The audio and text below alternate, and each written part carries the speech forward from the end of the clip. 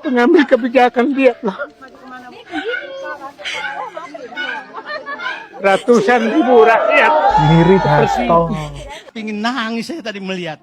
Kalau Bapak mau nangis, silahkan nangis. Apa urusannya Bapak mau nangis? Kalian gusur di kampung mereka. Lihat anak-anak. Lihat anak-anak. Mereka mau hidup kemana anak-anak seperti ini?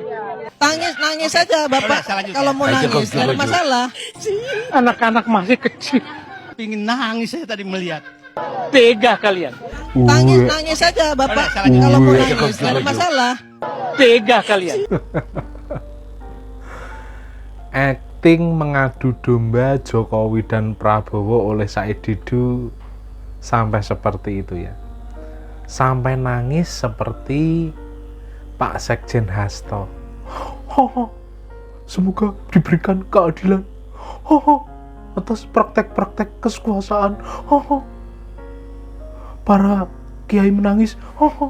Ibu Megawati menangis. Itu Pak Hasto, versi Pak Hasto ya. Ini dari kembarannya Pak Hasto, Said Didu, yang terus memprovokasi warga terkait PIK 2 Pak Jokowi dan Aguan. Dia adu domba semua itu. Biar apa? Biar bentrok sama Pak Prabowo gitu.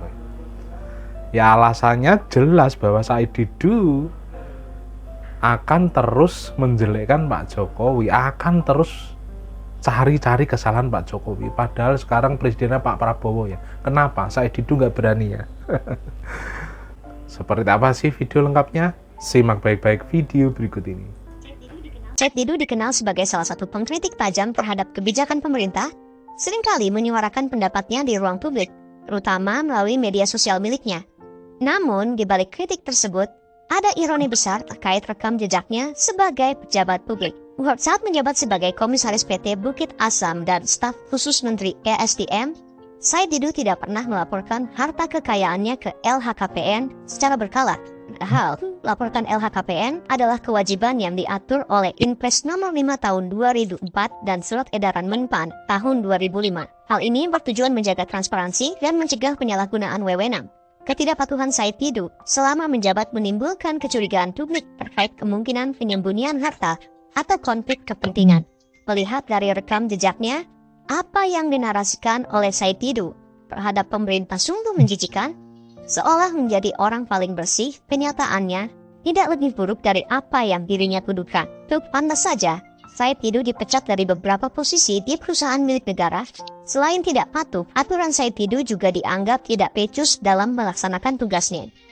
Alih-alih sekarang berjuang demi rakyat memprovokasi terkait proyek strategis nasional PIK 2, dalam kenyataannya Said Didu adalah bagian dari kelompok sakit hati karena tidak lagi memiliki jabatan.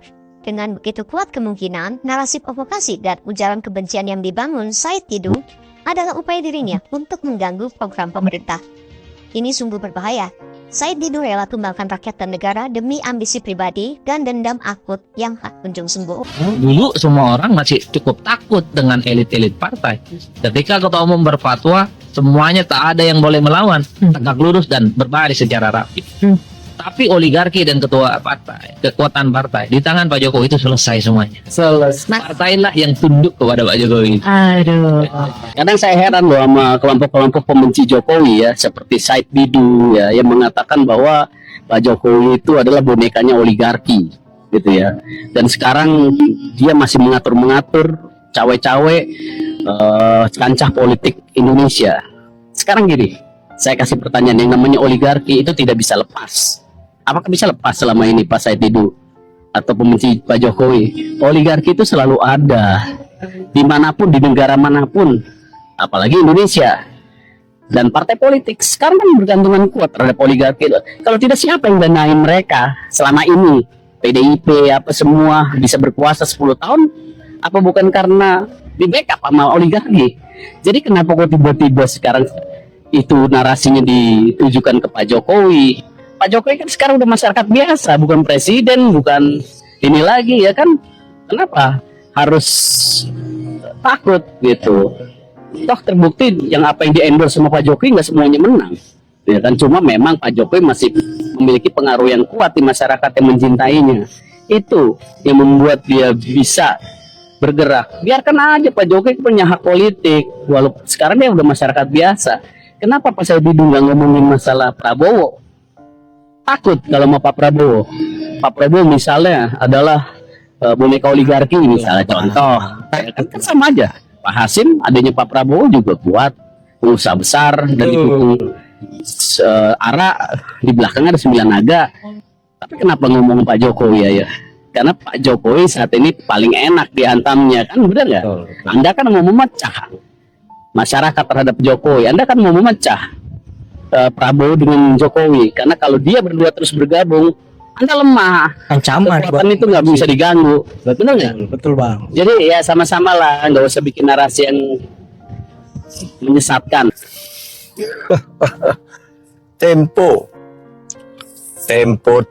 waras, tempo nggak waras. Majalah Tempo hanyalah majalah gosip karena hanya bikin hoak dan selalu bertentangan dengan pemerintah.